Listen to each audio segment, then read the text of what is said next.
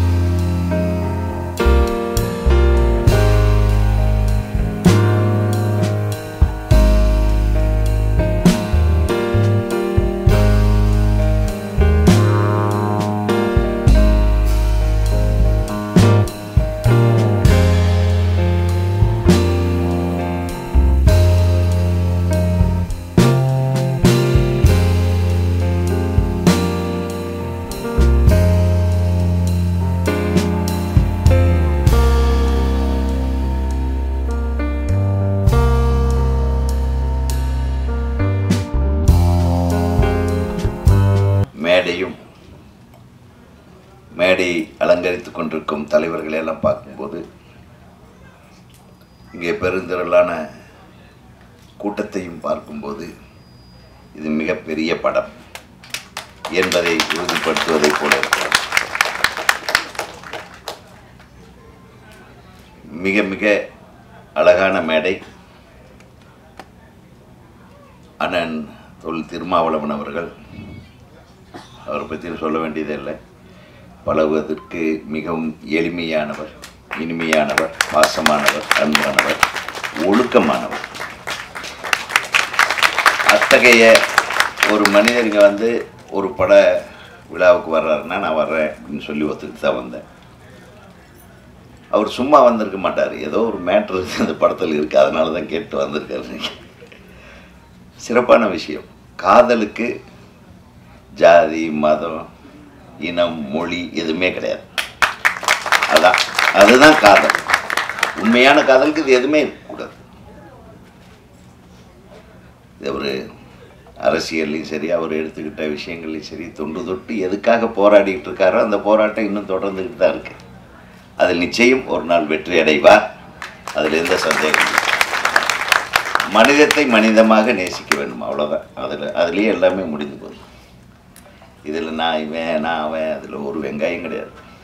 பெரியார் சொன்ன மாதிரி உரிக்க உரிக்க ஒன்றுமே இல்லாமல் போகிறது. கடைசியில் 10 அடி நீளம், இப்போ முதல்ல 10 அடி அகலம் இடம் கொடுத்தாங்க, இப்போ 10 அடி ஆழம் தான் இடம் கொடுக்குறாங்க சில நாடுகளில். 6 அடி ஆழம், அதுக்கு மேலே இடம் கிடையாதுன்றா புதைக்கிறது கூட. இந்த மனித வாழ்க்கையின் முடிவை நாம் சிந்தித்து பார்த்தால் நாம் வாழுகிற வாழ்க்கைக்கு அர்த்தம் புரிந்துவிடும். அர்த்தம் இல்லாமல் வாழ்ந்து கொண்டிருக்கிற வாழ்க்கைக்கும் அர்த்தம் புரிந்துவிடும். ஆகவே ஒரு அர்த்தத்தை வெளிப்படுத்துகிற ஒரு திரைப்படமாக இந்த படம் உருவாக்கி இருக்கிறது என்பதை நான் உணர்கிறேன். இந்த ட்ரெய்லரை பார்க்கும்போதே அது உத்தமமான ஒரு காதலின் வெளிப்பாடு, அதற்கு வருகிற எதிர்ப்பு, அதுக்கு பின்னால் என்ன நடக்கிறது, அம்பேத்கர் அவர்கள் தொடங்கி அண்ணன் திருமாவளவன் வரையிலும் இந்த போராட்டம் தொடர்ந்து கொண்டுதான் இருக்கிறது. ஆனால் ஒரே ஒரு விஷயத்தை மட்டும் நான் உங்களிடம் உறுதியாக சொல்லிக் கொள்கிறேன். ஒரு திரைப்பட குழுவிலும் சரி, திரைப்பட உலகத்திலும் சரி, திரையரங்குகளிலும் சரி, ஜாதி என்பது இல்லை. ஜாதி இல்லாத ஒரு சமுதாயம் திரை சமுதாயம் என்பதை தலைவர்கள் கூட பேசும்போது அது குறிப்பிட்டால் மிகவும் சிறப்பாக இருக்கும். ஏன்னா எங்களுக்குள்ள ஜாதியே கிடையாது. யார் உட்கார்ந்து படம் பார்க்கும்போது என் பக்கத்தில் யார் உட்காந்துருக்கான்னு தெரியாது. ஒரு சிறந்த மனிதனை உருவாக்குவதற்கு உண்டான ஒரு மேடையாகத்தான், ஒரு களமாகத்தான் திரை உலகத்தை நாம் பார்த்து கொண்டிருக்கிறோம். அது நடந்து கொண்டிருக்கிறது. பல விஷயங்களில் பல பெரிய புரட்சிகளை எல்லாம் உருவாக்கி ஒரு மிகப்பெரிய நாட்டிலே ஒரு புரட்சியை உருவாக்கியதே சினிமா தான். ரஷ்யாவில் சினிமா படத்தை எடுத்து தான் எவ்வளவு கொடுமைகள் இந்த சார் மன்னர்கள் செய்கிறார்கள் என்பதை காட்டினார்கள். அப்போது ஊமை படமாக. கேமராவிலேயே ஷூட் பண்ணி கேமராவையே வந்து அது டெவலப்பராக கொண்டு வந்து அதே கேமராவை ப்ரொஜெக்டர் ஆக்கி ஓடுகிற ரயிலிலும் மறைவிடங்களிலும் அந்த படங்களை எல்லாம் எப்படி சார் மன்னர்கள் வந்து உழைப்பாளர் வர்க்கத்தை வந்து துன்புறுத்துகிறார்கள் என்பதை எடுத்து காட்டிய படங்கள் தான் ஒரு மிகப்பெரிய போராட்டத்துக்கு ஸ்டாலின் அவர்களுக்கும் லெனின் அவர்களுக்கும் உறுதுணையாக இருந்தது. அந்த காலத்திலே அந்த திரைப்படங்கள், அந்த காலத்து திரைப்படங்கள். இது சரித்திரத்தில் இருக்கிறது, நீங்கள் படித்து பார்க்கலாம். இந்த படங்களெல்லாம் நான் பார்த்துருக்கேன். அத்தகைய திரைப்படங்கள் பல நாட்டின் வரலாறுகளையே மாற்றி இருக்கிறது என்றால் நம் நாட்டு திரைப்படங்களும் அதற்கு மாறுபடாது என்று நான் எதிர்பார்க்கிறேன். ஏன்னா நிறைய விஷயங்கள் கமர்ஷியல், பணத்துக்காக படம் எடுக்கிறது, உணர்வுக்காக படம் எடுக்கிறது, உரிமைக்காக படம் எடுப்பது, ஜாதிய வேறுபாடுகளுக்காக படம் எடுக்கிறது என்று பல கோணங்களில் வந்து கடைசியில் இறுதியிலே பணம் தான் ஜெயிக்கிறது. அதுதான் சினிமா. நம்ம இந்தியாவை பொறுத்தவரையில், நம்ம தமிழ்நாட்டை பொறுத்தவரை நல்ல சினிமாக்கள் என்றைக்கு வெற்றி பெறுகிறதோ அன்றைக்கு நமக்கு எல்லா சுதந்திரமும் கிடைத்துவிடும் என்று நான் உங்களிடம் சொல்லிக்கொள்ள ஆசைப்படுகிறேன். ஒரு நல்ல சினிமாவை உருவாக்கி இருக்கும் அன்பு தம்பி லோகநாதன், பத்மநாபன், அவர் வந்து இவ்வளவு திறமையான இசையமைப்பாளராக இருப்பார்னு நான் எதிர்பார்க்கல. மிக அழகாக எல்லா பாடல்களும், மிக அருமையான டியூன்ஸ். நான் வந்து ரொம்ப ரொம்ப மயங்கினேன். அதை பாடல்களாக பாடல் எழுதிய கவிஞர் பேர் என்ன, அரவிந்த், சூப்பராக எழுதியிருந்தார். அதாவது இந்த வாழ்வியல் விஷயங்களை அழகான வார்த்தைகளோட தெளிவாக இருந்தது பாட்டுங்க. உண்மையிலுமே hats off for both of you. ஒரு இயக்குனர் வந்து எந்த அளவுக்கு தெளிவாக ஒரு விஷயத்த சொல்கிறாருன்றது ஒரு 4 ஷாட்டை பார்த்தா நான் சொல்லிடுவேன், இந்த தரமான படத்தை தான் எடுத்திருக்காரு அப்படின்னு. அந்த தரம் இந்த படத்தில் தெரிகிறது. அவர் எடுத்துக்கொண்ட முயற்சி மிகப்பெரிய முயற்சி. அதில் காதல் என்ற உணர்வை வைத்து நம்ம சொல்ல வேண்டிய விஷயத்தை அவர் சொல்லியிருக்காரு. அது அனைவருக்கும் போய் சேர வேண்டும். நம்ம இன்னைக்கு வாழ்த்திடுறோம், இந்த மேடையில் அண்ணனும் வாழ்த்திடுறாங்க. இந்த கவிஞர் என்னுடைய நீண்ட கால நண்பர் காசி முத்துமாணிக்கம் அவர்கள், அது என் தம்பி அறம் பட இயக்குனர் நயினார் அவர்கள், இவங்கெல்லாம் இருக்காங்க. ஒரு மிகச்சிறந்த இயக்குனர் அவர், அற்புதமான படங்களை கொடுத்து கொண்டிருப்பவர். அவர் மிகச்சிறந்த ரைட்டர். அவர் தம்பி சிரிக்கிறத பாருங்க, அப்படியே அன்பர். அவருக்கு ஒரு கைத்தட்டு. அவங்கெல்லாம் நல்ல படங்களை தொடர்ந்து எடுக்கணும். நல்ல படங்களுக்கு ரசிகர்கள் இருக்க வேண்டும். சும்மா ஸ்லோ மோஷனில் வந்து ஒரு மிஷின் கன் எடுத்து ஒரு 100 பேர்த்த சுடுறதுக்கு மட்டுமே கைத்தட்டுற ஆடியன்ஸுகளை மாத்திர படங்களாக இந்த மாதிரி படங்கள் வர வேண்டும்.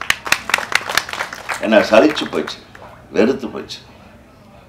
இப்போ அந்த காலத்தில் புரட்சி தலைவர் எம்ஜிஆர் அவர்கள் நடித்த படங்களை பார்த்தீர்கள் என்றால் அவர் மக்களோட பிரதிநிதியாக இருப்பார். ஒரு உழைக்கும் வர்க்கத்தின் பிரதிநிதியாக தான் அனைத்து படங்களிலும் இருப்பார். அவருடைய போராட்டம் எல்லாம் பூர்ஷ்வாக்களை எதிர்த்துத்தான், பணக்காரர்களை எதிர்த்துத்தான். அந்த ஒரு மனுஷன் தன் வாழ்நாள் பூரா நடித்த அனைத்து படங்களிலும் ஏழைகளின் குரலை ஒலித்தவர் புரட்சி தலைவர் எம்ஜிஆர் அவர்கள்.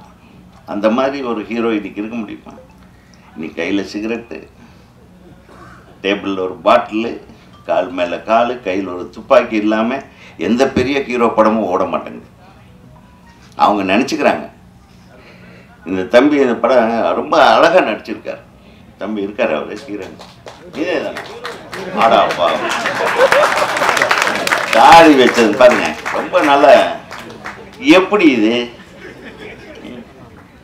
ரொம்ப நல்ல யதார்த்தமாக இருக்காரு. அப்படியே நம்ம ஆரம்ப காலத்தில் பார்த்த ஒரு விஜயகாந்த் மாதிரி யதார்த்தமான நடிப்பு. அதாவது ரொம்ப அலட்டிக்காமல், ரொம்ப ஓவர் ஆக்டிங் பண்ணாமல், அந்த உணர்வுகளை வெளிப்படுத்துறது. நான் 2 காதல் பாட்டில் நடிக்கிறது சார், எந்த ஹீரோவுக்குமே காதல் பாட்டில் நடிக்கிறது ரொம்ப கஷ்டம். இப்போ அண்ணனே ஒரு காதல் காட்சியில் ஒரு நடிக்க வச்சிருங்க பார்க்கலாம், வெப்பேன்றுவார். முடியாதுண்ணே. நீங்கள் அரசியலில் கொடுக்குற எழுச்சி வசனங்கள் வேற, ஆனால் காதல் இருக்கு பாருங்க, போங்கண்ணே. நீங்கள் காதலிச்சிருந்தாதான் உங்களுக்கு தெரியும். எத்தனை பேர் வருத்தப்படுறாங்க. திருமாவளவன் அவர்கள் காதலிக்காமல் இருக்கிறாரே, அது தெரியாது எனக்கு. ஐயோ, அது வேற தப்பா சொல்லக்கூடாது. காதலித்திருக்கலாம், கைகூடாமல் இருந்திருக்கலாம், ஆனால் நீங்கள் திருமணம் செய்யவில்லை என்பது எத்தனை உங்கள் தம்பிகளுக்கு வருத்தம் தெரியுமா? என்னையும் சேர்த்து.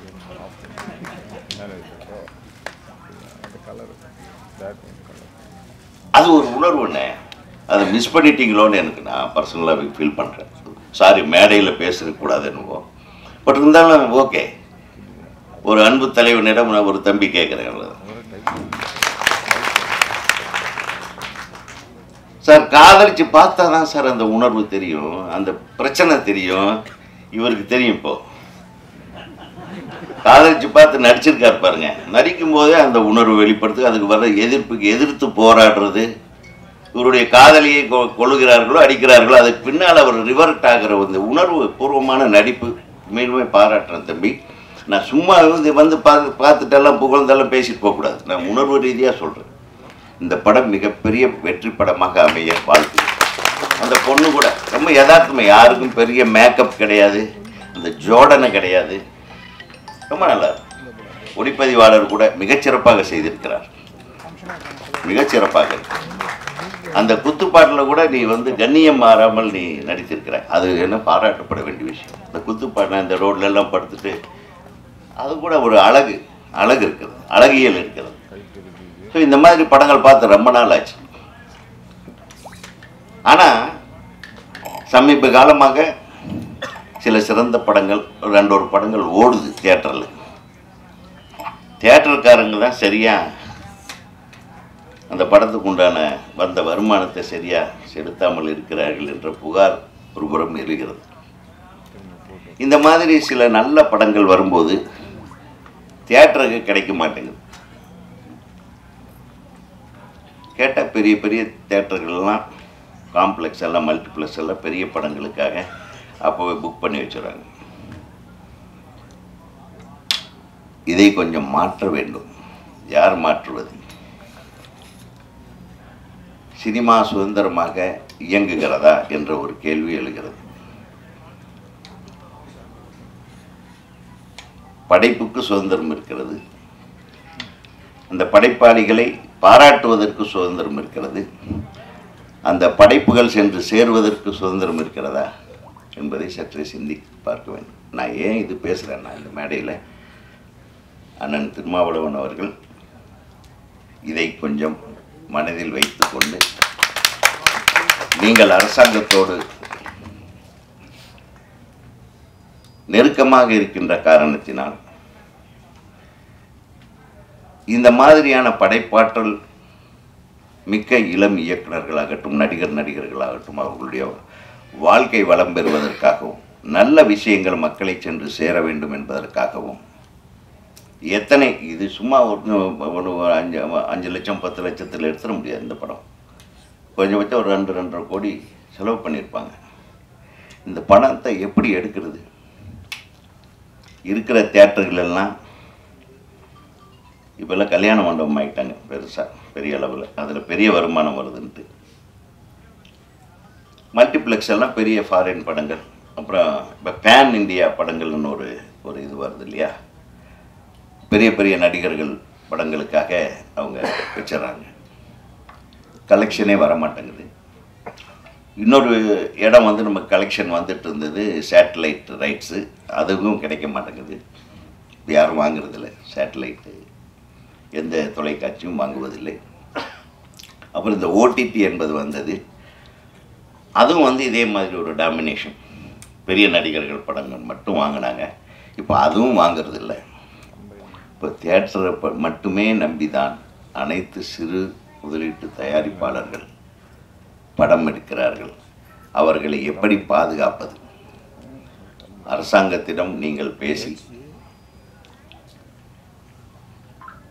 ஒவ்வொரு பஞ்சாயத்துலேயும் அல்லது ஒவ்வொரு நகராட்சியிலையும் சின்ன சின்ன டவுன்கள் எல்லாம் ஒரு 2 தியேட்டர் அரசாங்க நிலத்திலேயே ஒரு 200 பேர் 250 பேர் உட்கார்ந்து பார்க்குற மாதிரியான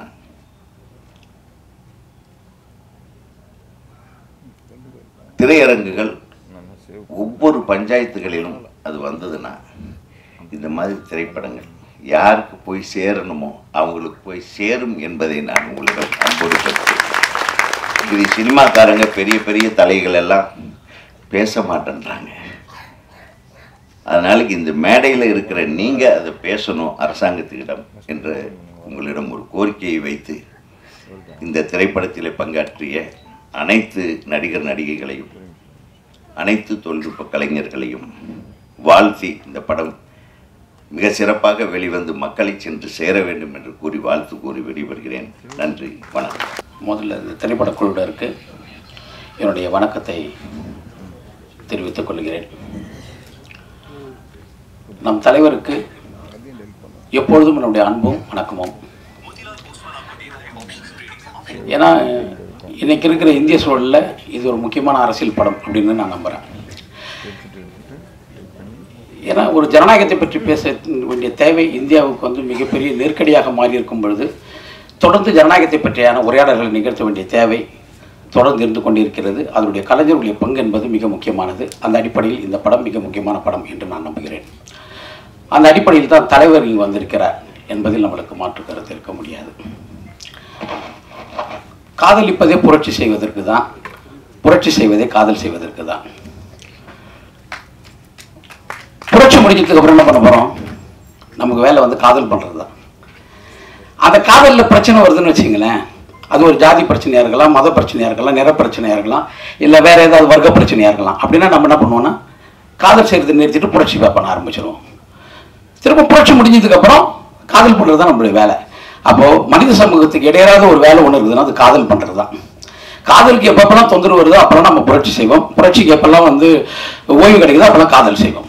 இப்போ காதலை தவிர மனித குலத்திற்கு வேற எந்த கடமையும் கிடையாது என்பதுதான் இங்கே உண்மையான வேலை. அதுதான் இந்த படம் வந்து மிக அழகாக சொல்லியிருக்கிறது. படக்குழுவினர் அனைவருக்கும் வாழ்த்துக்கள்.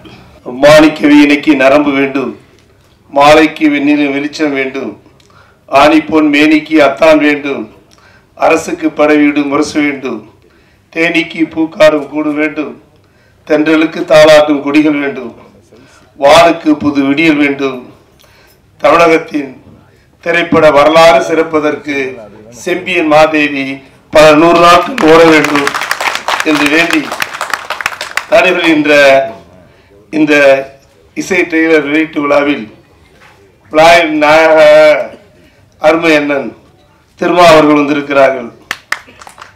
மூக்கு மேல் கண்ணாடி, முகவாயில் கருந்தாடி, நாக்கு மேல் தமிழ் சூடி, நடமாடும் ஒரு தமிழ் திருமேனி,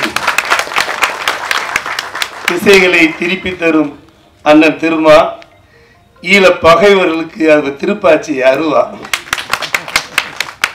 எங்கள் நினைவு கிடைத்த பரிசு தமிழர் நித்திரை நீக்க வந்த முரசு, வீரத்தை சூடும் விருது அவர் வெற்றிக்கென்று உரிது, ஞானத்தை குலைத்த வேதம் உயர் மோனத்தில் மூழ்கிய நாதம், வானத்தை வெளுக்க வந்த நிலா அவர் வார்த்தையில் வெற்றி உலா, அள்ளி அள்ளி கொடுப்பது அவரின் பழக்கம், தமிழை சொல்லி சொல்லி தருவது அவரின் பழக்கம், அவரை மத்திய அமைச்சராக்கி பார்ப்பதால் நம்முடைய ஒரே முழக்கம்.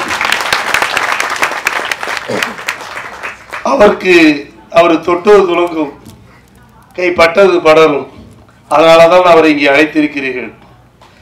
அவரை பொறுத்தவரை அவருக்கு சட்டமன்ற உறுப்பினர் என்ற ஒரு முகம் உண்டு. இங்கே எனது டைரக்டர் உதயகுமார் அவர்கள் சொன்னார்கள், அவர் திருமணம் செய்யவில்லை என்று ஏங்கினார்கள்.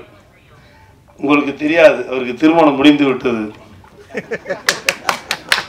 அவர் பெண்ணை மணக்காமல் தமிழ் மண்ணை மணந்த மனிதன்.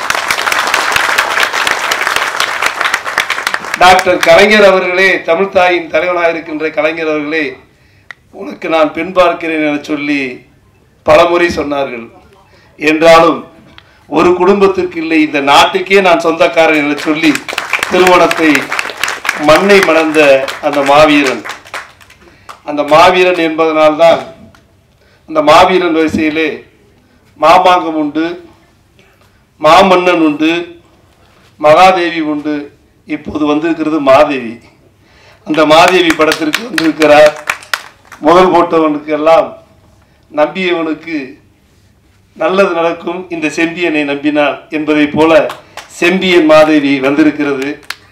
எனக்கு முன்னால் பேசிய இயக்குனர் சொன்னதை போல திரைப்பட பாடல் வரிகள் என்னை மிகவும் கவர்ந்தன.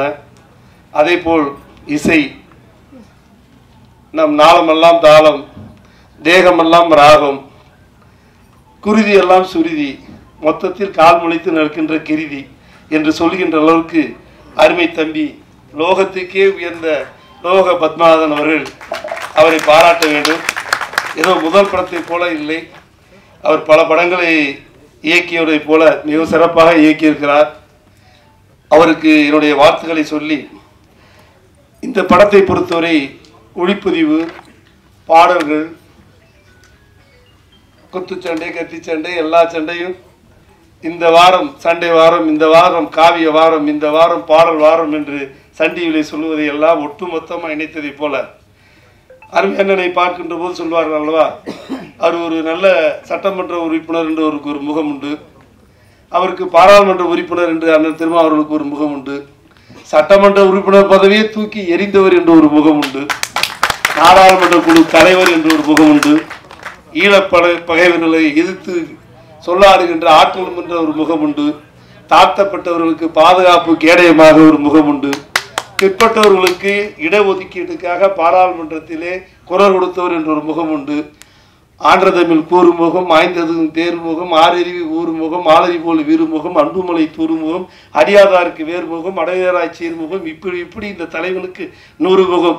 இந்த 100 முகம் இல்லையென்றால் தமிழ் வாழ்வு ஏதலா ஏறுமுகம் என்று சொல்லுகின்ற அளவுக்கு வருகின்ற அண்ணன் திருமா அவர்கள் கரம்பட்ட இந்த படம் 100 முகம் கண்ட அந்த தலைவனுடைய கரம் பட்டதனால் 1000 நாள் ஓடும் என்று சொல்லி, அழுத பிள்ளைக்கு பால் பிடிக்கும், அரசன் பிள்ளைக்கு வால் பிடிக்கும், கண்ணுக்கு மை பிடிக்கும், கவிதைக்கு பொய் பிடிக்கும், கன்னத்தில் குழி பிடிக்கும், காற்பூந்தல் பெண் பிடிக்கும், தென்னைக்கு கீற்று பிடிக்கும், நெல்லுக்கு நாட்டு பிடிக்கும், அவரைக்கு பூ பிடிக்கும், அணிலுக்கு வால் பிடிக்கும், கல்வருக்கு இரவு பிடிக்கும், காதலருக்கு நிலவு பிடிக்கும், ஊருக்கு ஆறு பிடிக்கும், ஊர்வலத்தில் தேர் பிடிக்கும், தமிழுக்கு லா பிடிக்கும், தமிழகத்தில் உள்ள திரைப்பட ரசிகர்களுக்கெல்லாம் செம்பியன் மாதேவி என்றால் ரொம்ப ரொம்ப பிடிக்கும் என்ற பெயரை வாங்க வேண்டும் என்று வாழ்த்தி வாய்ப்புக்கு நன்றி கூறி விடைபெறுகிறேன். நன்றி, வணக்கம். லோக பத்மநாபன் அவர்களின்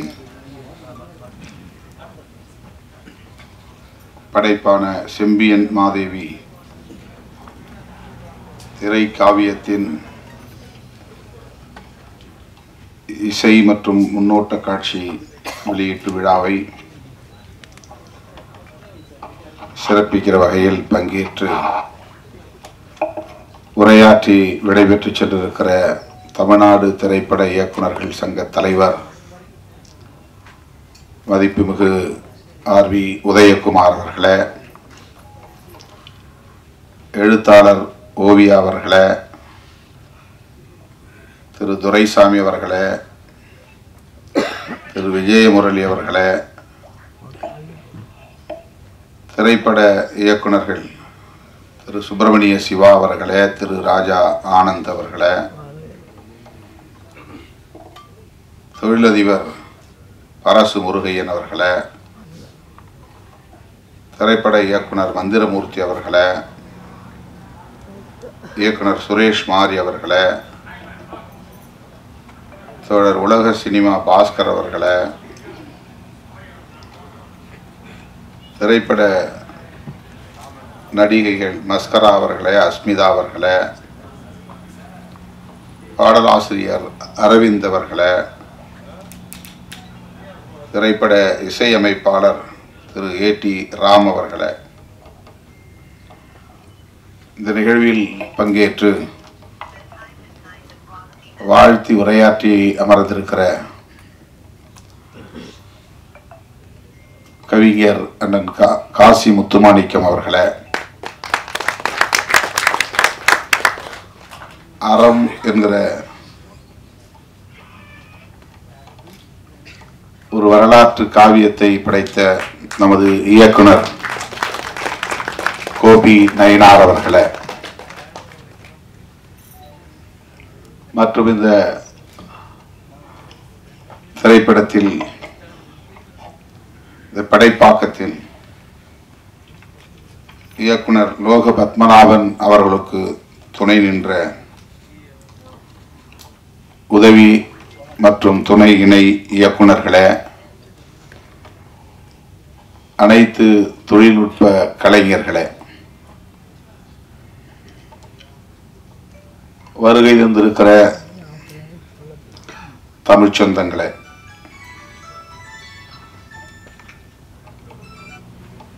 திரு லோக பத்மநாபன் அவர்களே,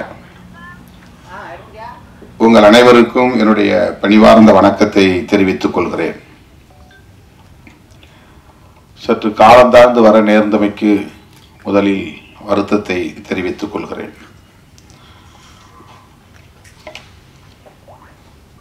இன்று நம்முடைய அறம் படத்தின் இயக்குனர் கோபி நயினார் அவர்கள் இயக்கியுள்ள மனுஷி என்கிற ஒரு திரைப்படத்தின் முன்னோட்ட காட்சியை பார்க்கிற ஒரு சூழல் அமைந்தது. திரு வெற்றிமாறன் அவர்களின் தயாரிப்பில் கோபி நயினார் அவர்களின் இயக்கத்தில் விரைவில் வெளிவர இருக்கிற இசையமைப்பாளர் இளையராஜா அவர்களுடைய இசையில், பின்னணி இசையில் விரைவில் வெளிவர இருக்கிற மனுஷி திரைப்படத்தை பார்த்தோம்.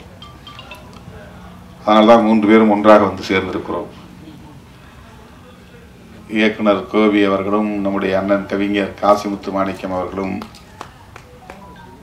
இந்த நிகழ்ச்சிக்கு திடீர் விருந்தாளிகளாக வந்திருக்கிறார்கள். அதற்கு காரணம், நாங்கள் ஒன்றாக அந்த திரைப்படத்தை முன்னோட்ட காட்சியை பார்த்துவிட்டு அடுத்து தவிர்க்க முடியாத இன்னொரு நிகழ்விலும் பங்கேற்றுவிட்டு இங்கே வந்து சேர்வதற்கு, போக்குவரத்து நெரிசலையும் தாண்டி வந்து சேருவதற்கு காலத்தாழ்வு நேர்ந்து விட்டது. நெடுநேரமாக நீங்கள் காத்திருக்கிறீர்கள்.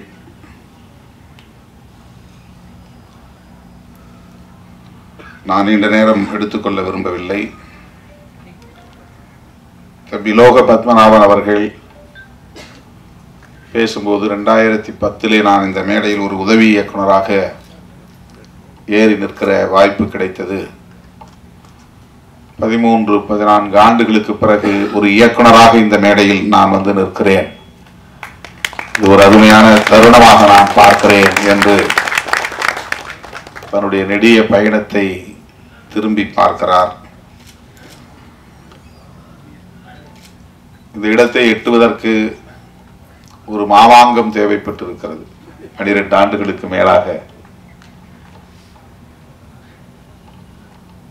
எப்படி இவர் இயக்குகிறார், எழுதுகிறார், நடிக்கிறார், இசையும் அமைக்கிறார் என்று பலரும் இங்கே வியப்பாக கேள்வி எழுப்பினார்கள். அதற்கு நான் விடை சொல்கிறேன் என்று தன்னுடைய போராட்ட வாழ்வை பகிர்ந்து கொண்டார். எத்தனை திரைப்படங்களில் உதவி இயக்குனராக, எத்தனை திரைப்படங்களில் துணை இயக்குனராக, இணை இயக்குனராக பணியாற்றினேன்.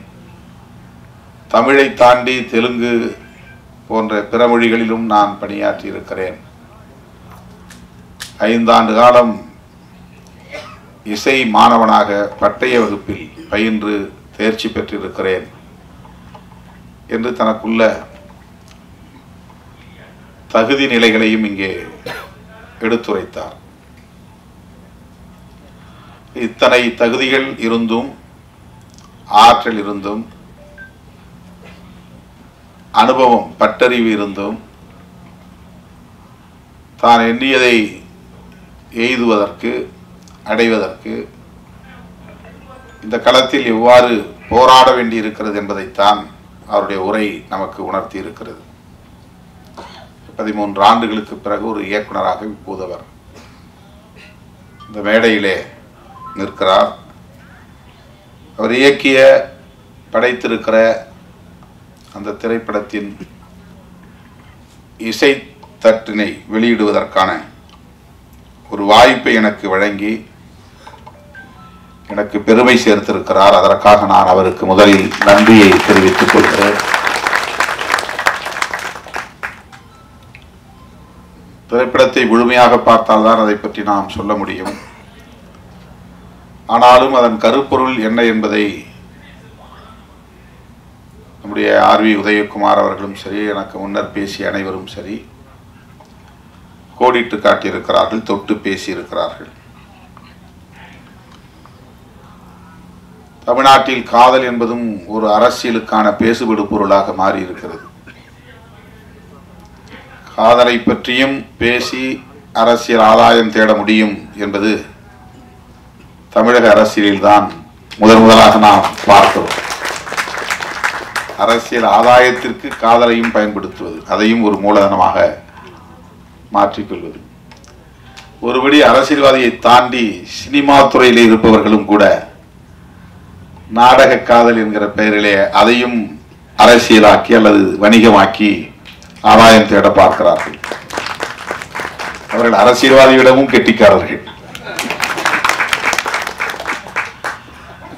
அரசியல்வாதிகளையும் தூக்கி சாப்பிடக்கூடிய அளவுக்கு கெட்டிக்காரர்களாக இருக்கிறார்கள். என் பெயரை சொல்லியும் பிழைக்கிறார்கள். பிழைத்து விட்டு போகட்டும் என்று நான் அதை கண்டுகொள்ளவில்லை. எனக்கும் அதற்கும் அவர்கள் சொல்லுகிற பொருளுக்கும் சம்பந்தமே கிடையாது. என் பெயரை சொல்லி ஒரு படம் தயார் பண்ணி அதிலே வணிகம் செய்ய முடியும் என்கிற அளவுக்கு நான் ஒரு மூலதன பொருளாக இருக்கிறேன் அவர்களுக்கு என்று சில நேரங்களில் நான் தோழர்களோடு பகிர்ந்து கொள்வதுண்டு. காதல் என்பது காலம் காலமாக பேசப்பட்டு வருகிற ஒரு உயர்ந்த சொல், சிறந்த சொல். மனிதன் தோன்றிய காலத்தில் இருந்து மனித குலத்தை வழிநடத்துகிற ஒரு வலிமை மிக்க சொல் காதல். யாரும் சொல்லி வருவதில்லை, தூண்டியும் வருவதில்லை. அது ஒரு இயல்பான உணர்வு.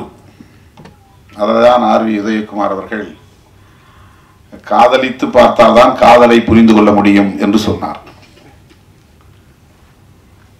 பாடம் எடுத்து புரிந்து கொள்ள முடியாது. அறிவியலை பாடம் எடுத்து சொல்லித்தர முடியும், கணக்கை பாடம் எடுத்து சொல்லித்தர முடியும். அதற்கெல்லாம் ஆசிரியர்கள் உண்டு. காதலுக்கு ஆசிரியர்கள் கிடையாது. அது இயல்பான உணர்வு. அப்படி சொல்லித்தரவும் முடியாது.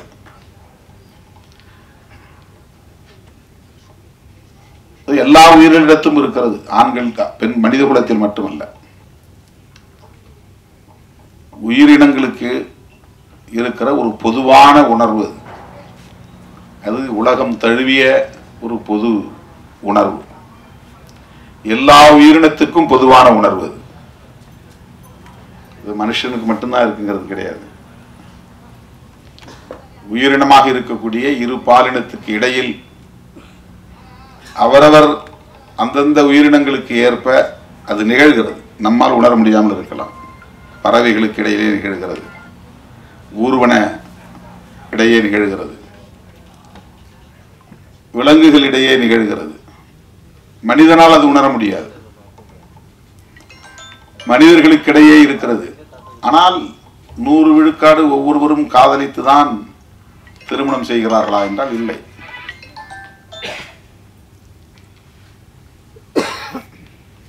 ஒரு கிராமத்திலே ஒரு வயதுத்த இளம் ஆண்கள் அல்லது இளம் பெண்கள், ஒரு 20 ஆண்கள் அல்லது 20 பெண்கள் இருக்கிறார்கள் என்று சொன்னால்,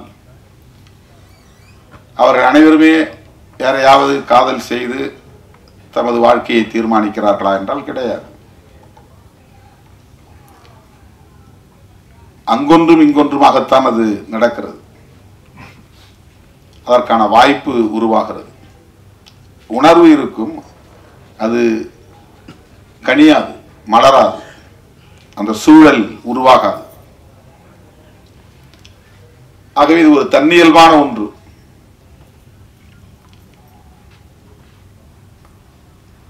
அதனை ஏதோ திட்டமிட்டு யாரோ சொல்லி டிஷர்ட் போட்டால், ஜீன்ஸ் போட்டால், கூலிங் கிளாஸ் போட்டால் பெண்கள் மயங்கி விடுவார்கள், அந்த டிஷர்ட் போட்டவன் பின்னாலேயே பெண்கள் போய் விடுவார்கள் என்பதை போன்ற ஒரு தோற்றம் இங்கே உருவாக்கப்பட்டு அதற்கு ஒரு பெயரை சூட்டி இருக்கிறார்கள், நாடக காதல். அப்படி ஒன்று இருக்கவே முடியாது. காதல் காதல் தான், அவ்வளவுதான். அப்படி ஒன்று இல்லை, அப்படி ஒன்று இருக்க முடியாது. நாடகம் செய்தெல்லாம் யாரும் யாரையும் ஏமாற்றி விட முடியாது.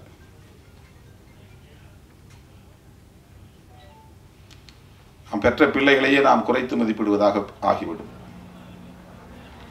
நாம் பெற்ற பிள்ளைகளையே நாம் அவமதிப்பதாக ஆகிவிடும், இழிவு செய்வதாக ஆகிவிடும். யாரையோ பழிப்பதற்காக, யாரையோ இழிவுபடுத்துவதற்காக நாம் பெற்ற பிள்ளைகளை நாம் கொச்சைப்படுத்தக்கூடாது. இந்த விமர்சனங்கள் ஒரு தனிநபருக்கு எதிரான விமர்சனங்கள் அரசியல் ரீதியாக செய்யப்படுகின்றன என்பது ஒரு புறம் இருந்தாலும், பெண்களை, நம் வீட்டு பிள்ளைகளை, பெண் பிள்ளைகளை அது கொச்சைப்படுத்துகிற ஒன்று.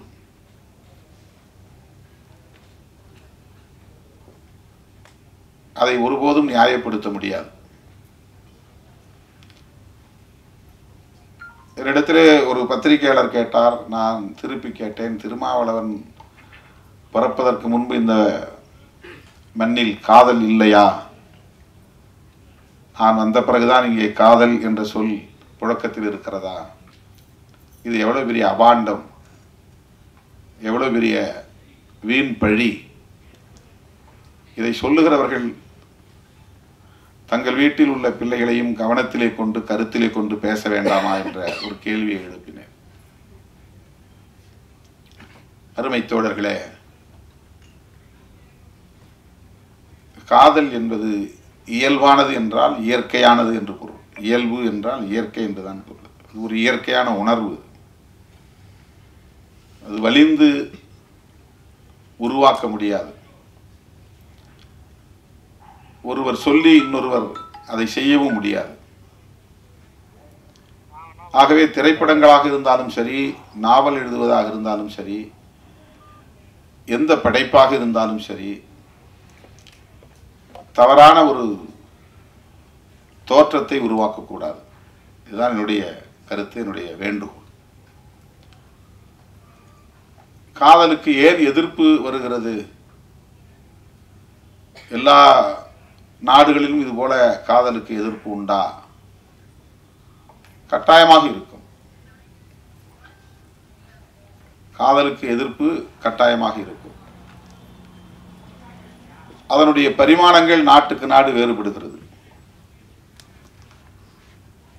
இந்தியாவை பொறுத்தவரையில் ஏற்கனவே இங்கு நிறுவப்பட்டிருக்கிற ஒரு கருத்தியல்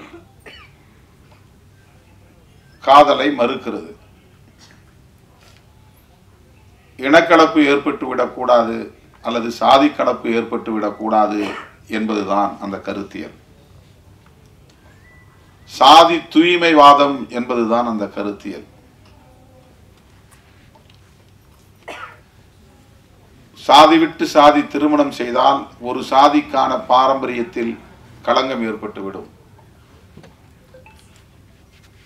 அந்த சாதி காப்பாற்றி வருகிற தூய்மை கலங்கப்பட்டுவிடும். எனவே திருமணத்தை சாதிக்குள்ளேயே பண்ண வேண்டும் என்பது இங்கே ஒரு கருத்தாக நிறுவனப்படுத்தப்பட்டிருக்கிறது, நிறுவப்பட்டிருக்கிறது. எஸ்டாப்ளிஷ்ட் அகமண முறை, எண்டோகாமி. இது எஸ்சி எஸ்டி மக்களுக்கும் இதர மக்களுக்கும் இடையிலான பிரச்சனை கிடையாது. ஒவ்வொரு சாதிக்கும் இடையிலான பிரச்சனை இது. ஒவ்வொரு சாதிக்கும் இடையிலான பிரச்சனை இது. சாதியிலேயே உயர்ந்த சாதி என்று கருதப்படுகிற பிராமணர்கள் தனித்தனி சாதிகளாகத்தான் இருக்கிறார்கள். அங்கேயும் அகமண முறைதான் உண்டு, புறமண முறை கிடையாது. அங்கேயும் அகமண முறைதான். சாதி கலப்பு ஏற்படக்கூடாது என்பது அங்கேயும் இருக்கிறது. சாதி தூய்மைவாதம் அங்கேயும் இருக்கிறது.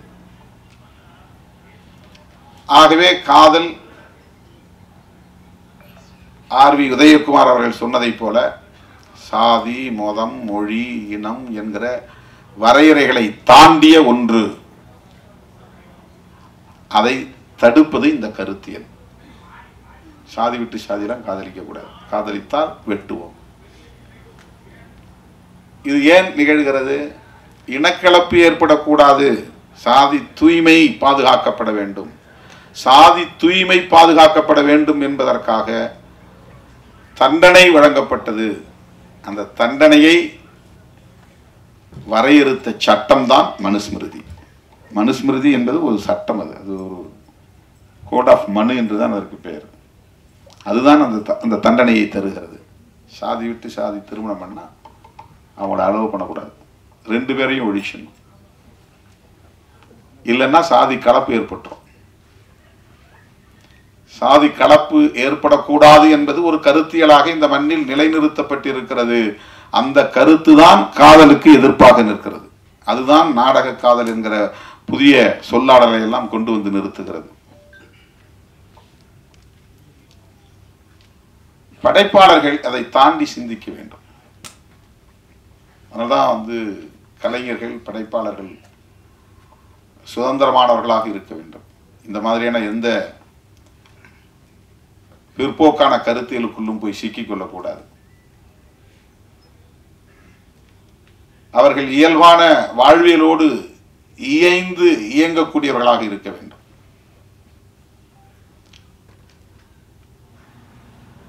அந்த ஆளுமை உள்ளவர்களால் தான் சிறப்பான ஒரு படைப்பை தர முடியும். அதில் எந்த ஒரு கருத்தையும் ஏற்றக்கூடாது. என் கூட இருக்கிறதுனால நான் சொல்ற கருத்தை தான் சொல்லணும் அப்படின்னு ஒன்றும் கிடையாது. என் கூட இருக்கிற தோழர்கள் அவருக்கு ஒரு சுதந்திரம் இருக்கு. இப்போ அறம் படத்தினுடைய இயக்குனர் கோபி நம்மோடு இணைந்து அரசியல் களத்திலும் பணியாற்றுகிறார். ஆனால் அந்த சாயல் இருக்காது அவருடைய படைப்பில். அதுதான் அவருக்குள்ள ஆளுமை, அதுதான் அவருக்குள்ள சுதந்திரம். இன்னைக்கு படத்தை பார்த்து வந்த நானும் கவிஞர் காசிமுத்து மாணிக்கம் அவர்களும் அவரை பயங்கரமா பாராட்டிக்கிட்டே வந்தோம். இந்த பாராட்டு மழையில் நினைஞ்சு உட்கார்ந்துருக்கிறாரு. இந்த படம் வெளியே வந்தா அவர் யாருங்கிறது தெரியும், எவ்வளவு பெரிய இன்டெலெக்சுவல் அப்படிங்கிறது தெரியும். படம்னா குத்துப்பாட்டு இருக்கணும், படம்னா காதல் காட்சி இருக்கணும், படம்னா சண்டை இருக்கணும், படம்னா வன்முறை இருக்கணும், படம்னா ஒரு வணிக நோக்கம் இருக்கணும் அப்படிங்கிறதெல்லாம் உடைச்சிருக்கிறார். வெறும் டிஸ்கஷன் தான், 2 மணி நேரம் ஒரு அறைக்குள்ள உட்காந்து பேசிக்கிட்டே இருக்கிறாங்க, அவ்வளவுதான். அதான் படம். அவுட்டோர் ஷூட்டிங்லாம் கிடையாது. ஊரா கேமராவை எடுத்துட்டு சுத்துறதுலாம் இல்லை. ஒரு ரூமை பிடிச்சி ரூம்ல 4 பேரை உட்கார வச்சு பேச வைக்கிற. பாட்டு கிடையாது, டூயட் கிடையாது, லவ் இல்லை. இந்த மாதிரி எந்த பரிமாணங்களும் அதில் கிடையாது. இது படைப்பாளர்களுக்குள்ள ஒரு ஆளுமை. இது அதில் அவர் என்ன சொல்ல வர்றாருன்னா, மக்களை அறிவியலோடு இணைந்து வாழ கற்பிக்க வேண்டும். அறிவியல் என்ன சொல்ல? அறிவியல் சொல்றதுதான் யதார்த்தமான உண்மை. அறிவியல் தான் யதார்த்தமான உண்மை. அதுல எந்த விதமான புனைவும் இருக்காது. நம்பிக்கைங்கிற பேர்ல எந்த கற்பனையும் இருக்காது, எந்த திணிப்பும் இருக்காது அறிவியல்ல. அறிவியல் அறிவியல் அவ்வளவுதான். அது நிறைய தத்துருவமான காட்சிகள் அதில் பதிவு பண்ணியிருக்கிறார். பேப்பரை தூக்கி இப்படி எரிஞ்சா அது பறக்குது, அதே பேப்பரை கசக்கி போட்டால் கீழே பொத்துன்னு விழுது. ஒரு பிசிக்ஸ். ஒரு ஹீரோயினை வச்சு சொல்றார், இது ஏன் பிள்ளைகளுக்கு சொல்லிக் கொடுக்கணும், நீ வேற எதுவும் சொல்லி தராத. சாதி ஆண்ட பரம்பரையெல்லாம் சொல்லிக் கொடுக்காத, அரச பரம்பரையெல்லாம் சொல்லிக் கொடுக்காத. அவன் எந்த காலத்திலேயும் ஆண்டா, இன்னைக்கு நீ பிச்சை எடுத்துட்டு தானே இருக்கிற. அவன் கோட்டையை கட்டி ஆண்டாலும் அவன் பரம்பரை இன்னைக்கு என்ன நிலையில இருக்கு, அது நிலைக்காதுங்கிறது தான் அர்த்தம். கோட்டை கட்டி ஆண்டவன் பிள்ளை அத்தனை அது பரம்பரை, நான் மறுபடியும் அதே கம்பீரத்தோட இருப்பேன், யானையில போவேன், குதிரை போவேன்னு போக முடியுதா? முடியாது. இதுதான் வாழ்க்கை. கோட்டை இருந்த இடம் இப்ப மண்ணா கிடக்குது. அதனால அதை சொல்றதுல எந்த அர்த்தமும் கிடையாது. அறிவியலை சொல்லி கொடுங்கிறார் இந்த படத்துல. அறிவியலை சொல்லி கொடு. அறிவியல்னா பரீட்சைக்கு எழுதுறதுக்கான அந்த சயின்ஸ் இல்லை. வாழ்வியலே ஒரு அறிவியல் தான்.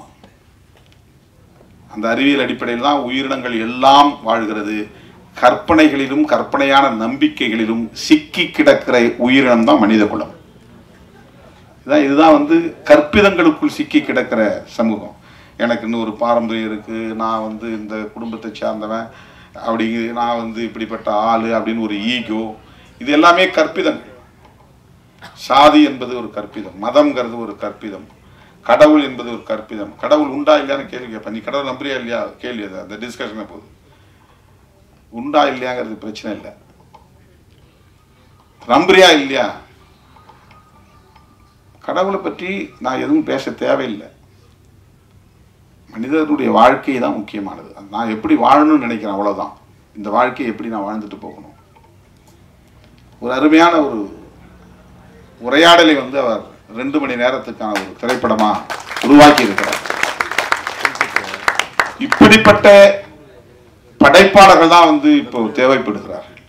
அதுதான் ரொம்ப முக்கியம்.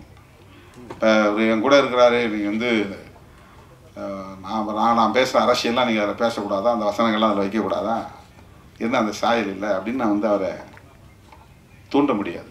அப்படி கருத்தை திணிக்கவும் கூடாது. அது வேறு. அவர் 24 மணி நேரம் அரசியல் பண்றாரு, ஆனா படத்துல அது அந்த சாயல் இருக்காது. அந்த சாயல் இல்லை. அரண் ஒரு படம் நீங்க பார்த்தா தெரியும். இப்போ கற்பிதங்களுக்குள்ளே சிக்கி கிடக்கிற மானுடத்தை மீட்பது என்பதுதான் படைப்பாளர்களின் போராட்டமாக இருக்க வேண்டும். கற்பிதங்களுக்குள் சிக்கி கிடக்கிற மானுடத்தை மீட்பதுதான் படைப்பாளர்களின் ஆளுமையாக இருக்க வேண்டும். அதுதான் ரொம்ப முக்கியமானது.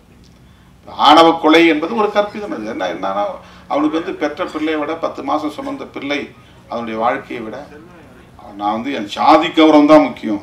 இந்த வசனத்தை செம்பியன் மாதவி வருது. எனக்கு சாதியும் கௌரவம் தான் முக்கியம் அப்படின்னு விட்டான். சாதியும் கௌரவமும் தான் எனக்கு முக்கியம். என்ன கௌரவம்? சாதி அடிப்படையிலான கௌரவம். கௌரவம் கல்வி அடிப்படையிலான கௌரவம் அல்ல, அறிவு அடிப்படையிலான கௌரவம் அல்ல, ஆற்றல் அடிப்படையிலான கௌரவம் அல்ல, சாதி அடிப்படையிலான கௌரவம். செம்பியன் மாதவி படத்துல லோக பத்மநாபன் எழுதிய வசனத்துல வில்லனா நடிக்கிறவர் சொல்றார்,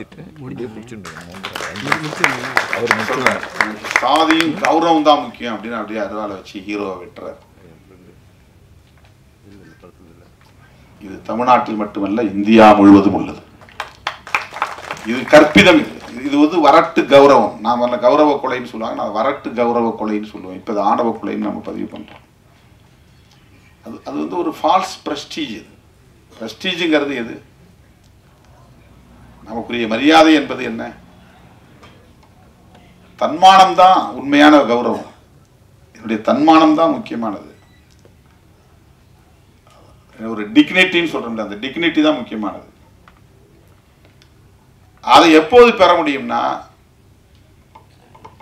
ஒரு தெளிவு, வாழ்க்கையை பற்றிய, மனித குலத்தை பற்றிய, அறிவியலை பற்றிய தெளிவு வருகிற போதுதான் அது நமக்கு புலப்படும். அது நமக்கு புலப்படும்.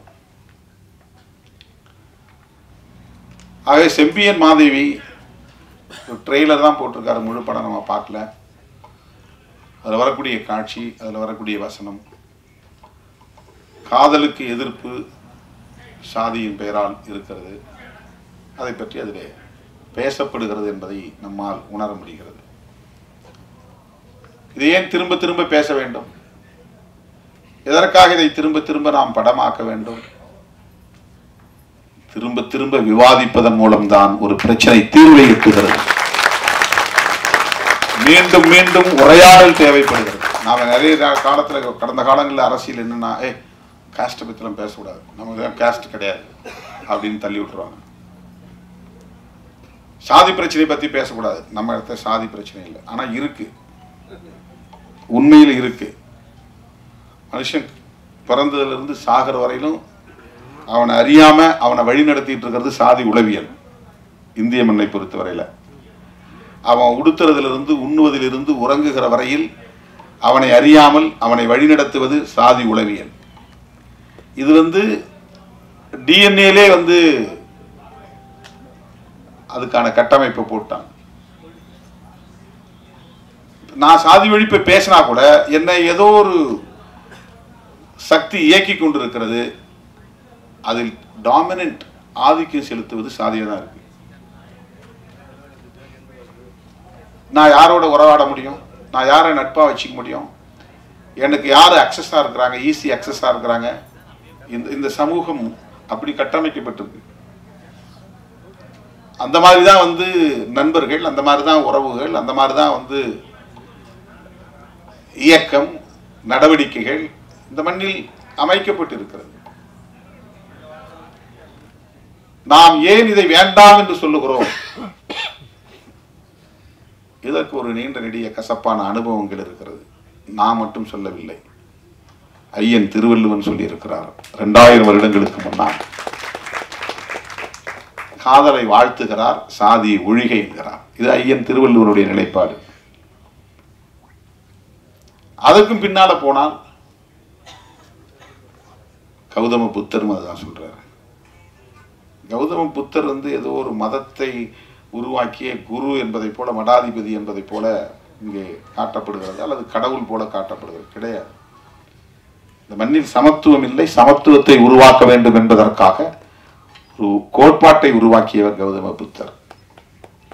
சுதந்திரம், சமத்துவம், சகோதரத்துவம் என்பதுதான் பௌத்தத்தின் அடிப்படை கோட்பாடுகள். அரசமைப்பு சட்டத்தில் பிரியாம்பிள் என்கிற முகப்புரையில அம்பேத்கர் அவர்கள் எடுத்து கையாளுகிற இந்த சொற்கள் பகவான் புத்தரின் போதனைகளில் இருந்து நான் எடுத்து கையாண்டது என்று புரட்சியாளர் அம்பேத்கர் அவர்கள் விளக்கம் தருகிறார். பிரெஞ்சு புரட்சியிலிருந்து நான் எடுக்கல, அவருடைய போதனைகள் இருந்து. ஆகவே அவரும் இந்த சாதியின் பெயரால் இருக்கிற சமத்துவமின்மையை எதிர்க்கிறார். சனாதனத்தால் நிறுவப்பட்டிருக்கிற சமத்துவமின்மையை எதிர்க்கிறார். பிறப்பின் அடிப்படையில் உயர்வு தாழ்வு என்று இங்கே நிறுவப்பட்டிருக்கிற இந்த கருத்தியலை, இந்த உளவியலை அவர் கட்டுடைக்கிறார். அதான் பௌத்தம். ஆகவே இது ஏதோ புதுசா நாம பேசுற அரசியல் கிடையாது. நம்ம இப்ப பேசுற வேண்டாம், காதலுக்கு மரியாதை கொடுக்கணும், காதலை சாதியின் பெயரால தடுக்க கூடாது அப்படின்னு நம்ம பேசுறோம்னா இது நம்முடைய கருத்து கிடையாது. இப்ப 1000 ஆண்டுகளுக்கு மேலாக இங்கே பேசப்பட்டு வருகிற கருத்து தான். ஆக இன்னும் உரையாட வேண்டிய தேவை இருக்கிறது. இந்த 2000 வருஷம் பத்தல, இன்னும் உரையாட வேண்டிய தேவை இருக்கிறது. இன்னும் 2000 வருஷம் கூட பிடிக்கலாம். இதை கடந்து மனிதன் முதிர்ச்சி அடைவதற்கு, பக்குவம் அடைவதற்கு, உயர்ந்த நிலையை எட்டுவதற்கு, உளவியல் பக்குவமடைந்த உளவியலை பெறுவதற்கு இன்னும் பல 100 ஆண்டுகள் கூட ஆகலாம். நாம் எந்த அளவுக்கு இந்த உரையாடலை இன்னும் கூர்த்திட்டுகிறோமோ ஜனநாயக பூர்வமாக, இது சரி, இது தவறு, இது வேண்டும், இது வேண்டாம், இது நியாயம், இது அநியாயம் என்கிற அடிப்படையிலே இந்த உரையாடல்களை நாம் கூர்த்திட்ட அது விரைவாக ஒரு பக்குவமடைந்த நிலையை எட்டும். ஆகவே செம்பியன் மாதவி போன்ற திரைப்படங்கள் இன்னும் இன்னும் இங்கே தேவைப்படுகிறது. ஆணவ கொலைகள் குறித்த விவாதங்களை இன்னும் கூர்த்திட்ட வேண்டிய தேவை இருக்கிறது. இது மோதலுக்காக அல்ல, தீர்வுக்காக. இது வன்முறையை தூண்டுவதற்காக அல்ல, ஒரு நல்ல வாழ்வியலை கட்டமைப்பதற்காக. உரையாடல் நிகழ்த்தாத எந்த பிரச்சனையும் தீர்வை தேடாது, தீர்வை தராது. புருஷன் பொண்டாட்டிக்கு இடையில பிரச்சனை இருந்தா கூட மூஞ்சி மூடிச்சிட்டு கூடாது, பேசணும். திரும்பி கூடாது, பேசணும். என்னங்கிறத அதுக்குன்னு நேரத்தை ஒதுக்கி வச்சு பேசணும். அப்பதான் அதுக்கு தீர்வு கிடைக்கும். பேசாத எந்த பிரச்சனைக்கும் தீர்வு இல்லை, உரையாடல் இல்லாத எந்த சிக்கலுக்கும் தீர்வு கிடையாது. ஆகவே இது போன்ற படைப்புகள் எல்லாம் உரையாடல்களுக்கான படைப்புகள், தீர்வை நோக்குகிற, தீர்வை நோக்கி பயணிக்கிற உரையாடல்களை உருவாக்குவதற்கான படைப்புகள்.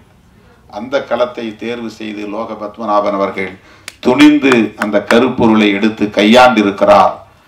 அதை இன்றைக்கு ஒரு படைப்பாக நம்மிடத்திலே தமிழ் சமூகம் உணர வேண்டும் என்கிற வகையிலே சமர்ப்பிக்கிறார் என்பது பாராட்டுதலுக்குரியது. அவருடைய முதல் படம், அவருடைய இயக்கத்தில் வெளிவருகிற முதல் படம் மாபெரும் வெற்றியை பெற வேண்டும். அவர் மிகச்சிறந்த இயக்குனர் என்கிற நிலையை எட்ட வேண்டும்.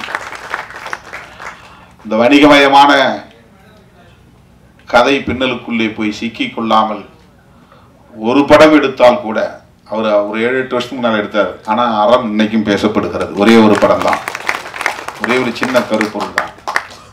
ஒரு படம் எடுத்தால் கூட, அதுக்கப்புறம் படம் கூட தேவையில்லை. ஆனால் அதில் மனித குலத்துக்கு நாம் என்ன சொல்லுகிறோம், எப்படி அவர்களுக்கான வழிகாட்டுதலை தருகிறோம், அதை எப்படி உரையாடலுக்கு உட்படுத்துகிறோம், அதுதான் ரொம்ப முக்கியம். இந்த படம் வந்தவொடனே ஒரு 10 நாள் பேசுபடு பொருளாக மாறும், கோடி கோடியாக பணம் கொட்டும், அதில் பெரிய பயனடைவாங்க. அதுக்கப்புறம் அது போய் இது இங்கே ஒரு வாரத்தில் கிடக்கும். அதுக்கப்புறம் அது யாரும் பேச முடியாது.